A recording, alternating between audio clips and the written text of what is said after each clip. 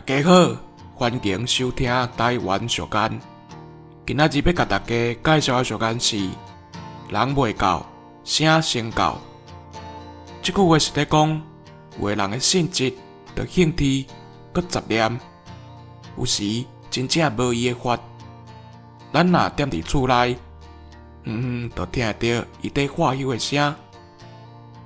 另外有面盲的人，亲像是政治人物、企业家，还是地方绅士、明星艺人，这款名声通出海的人，变后活动的时阵，场面拢壮甲真大班，人也未到，来斗热热插花仔的人，就已经坐甲满四山。